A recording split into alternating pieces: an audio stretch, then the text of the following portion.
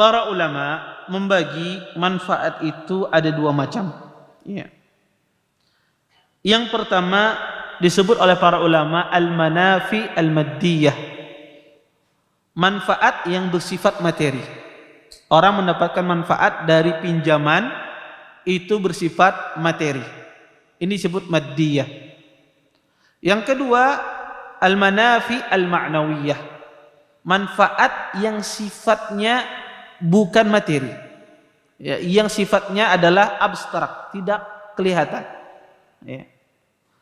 Adapun manfaat maddiyah ini, kalau seandainya ya, manfaat yang sifatnya materi, kalau seandainya tidak ada persyaratan ya di awal akad utang piutang, maka para ulama sepakat kalau seandainya hadiah itu diberikan di akhir dan sebelumnya tidak ada persyaratan, maka ini boleh.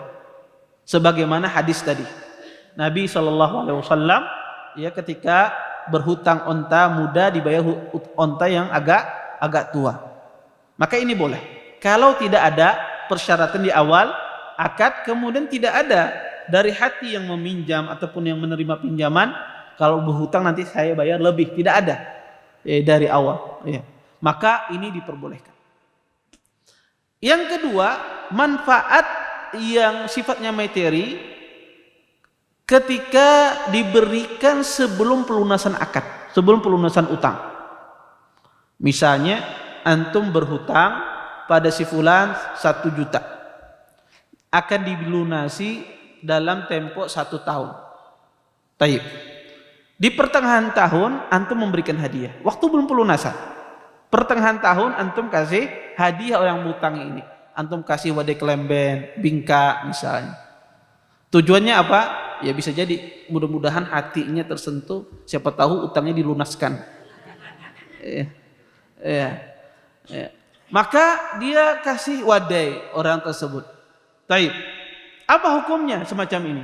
Boleh enggak yang menerima ya, orang yang memberikan pinjaman ini menerima hadiah semacam ini berupa wadai, kue dan semisalnya? Boleh tidak? Maka jawabannya adalah harus diperinci. Kalau seandainya sebelum dia berhutang sama antum, terbiasa sidin ini memberi antum bingka, karena sidin berjualan bingka misalnya. Terbiasa memberi antum bingka, walaupun kada berhutang, sidin ketujuh memberi antum bingka, maka tidak ada masalah antum terima.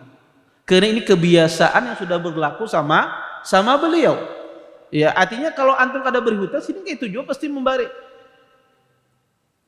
Atau yang kedua adalah ini adalah akibat kerabat, karena hubungan kerabat dekat biasanya kalau beelang memberi hadiah, dan sidin biasanya semacam itu. Kalau beelang sidin beri hadiah, kebetulan kebelujuran berhutang lawan pian. Tetapi biasanya kerabat kalau datang ya, kalau kita berjamu ke rumahnya disuguhi makanan misalnya, dan itu biasa ya, dan itu adat yang ma'ruf ya, bukan lantaran kita berhutang, tapi lantaran adat kalau orang berkunjung ke rumah sidin dikasih jamuan, dikasih makanan, maka ini sesuatu yang dimaafkan di dalam syariat.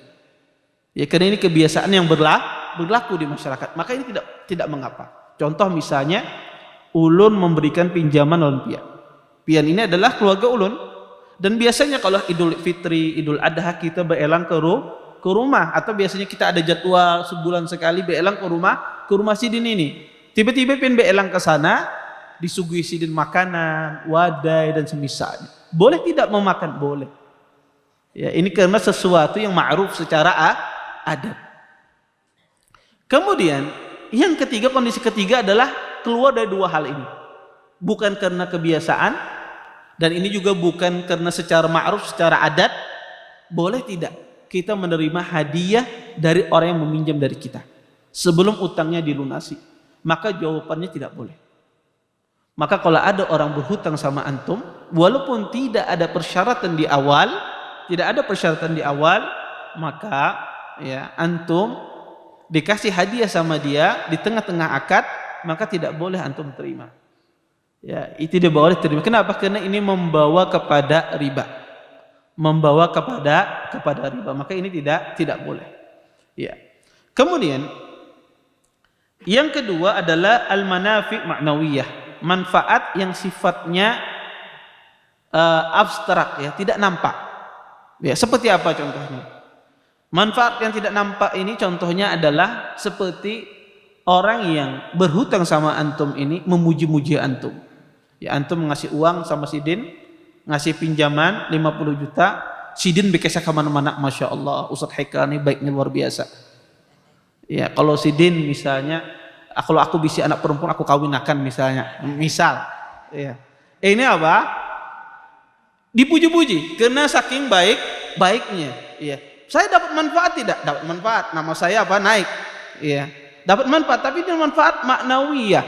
Sifatnya abstrak, bukan bentuknya materi. Boleh tidak? Boleh. Ini keharusan. Ya, ketika orang berhutang, orang yang diberikan hutang itu pasti akan senang. Ya, akan senang. Maka ini tidak mengapa. Ya. Atau orang ini muji-muji Sidin, maka ini tidak ada masalah. Ya.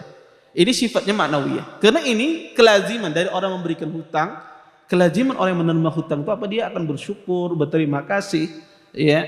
Dan ini tidak akan bisa dihindari. Kemudian, ya, manfaatnya juga adalah seseorang itu mengambil manfaat, sifatnya bentuknya memberikan syafaat, ya, memberikan syafaat. Maka boleh seseorang ya mengambil manfaat akibat dia memberikan syafaat. Contoh misalnya, ada si fulan datang ke saya, Ustadz, tolong pang pinjamkan kepada pengusaha tersebut uang 100 juta. Pian pinjamkan atas nama ulun. Ya. Akhirnya saya pinjamkan. Saya mau pinjam uang atas si fulan karena fulan ini butuh, dia usaha mau pinjam uang. Saya pinjamkan 100 juta. Kemudian orang itu mengasih saya uang komisi karena saya sudah berhasil meminjamkan uang. Boleh tidak komisi ini saya terima? Ya. Maka jawabannya adalah kalau seandainya saya datang ke orang tersebut butuh ongkos, ya, maka boleh saya menerima sekedar ongkosnya saja. Kalau butuh ke orang tersebut transportasinya 50.000 misalnya, yang saya terima 50.000 saja. Sekedar ongkos yang saya keluarkan. Lebih dari itu tidak boleh. Haram hukumnya.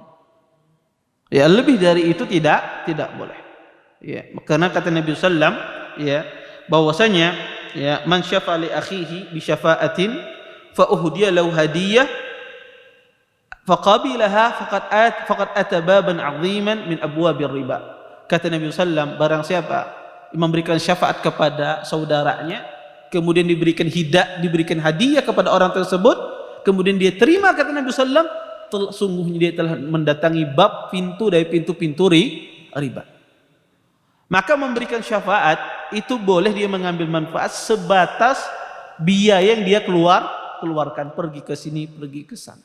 Lebih dari itu tidak boleh. Kemudian sifat manfaat maknawiyah ini sifatnya adalah dari bentuk manfaat maknawiyah dari utang piutang ini adalah orang yang meminjamkan hutang itu otomatis ketika dia pinjamkan uangnya kepada orang lain, otomatis dia menaruh uangnya pada orang. Uangnya akan terjaga, iya tidak? Anda ketika meminjamkan uang kepada orang 100 juta, ya, berarti Anda seolah-olah orang itu menjaga uang Anda 100 juta selama 1 tahun. Ketimbang dia menaruh misalnya di bank atau akan keluar biaya. Ketika dia pinjamkan kepada orang lain, seolah-olah dia menaruh uangnya sama orang ini menjaga uangnya. Maka dia mendapatkan jaminan. Di sini manfaat. Tetapi ini manfaat maknawiyah kelaziman dari utang piutang, dan ini tidak ada masalah. Manfaat semacam ini tidak ada masalah dan ini diperkenankan di dalam syariat Islam, ya. Maka ini ya, permasalahan yang berkaitan tentang masalah utang piutang. Baik.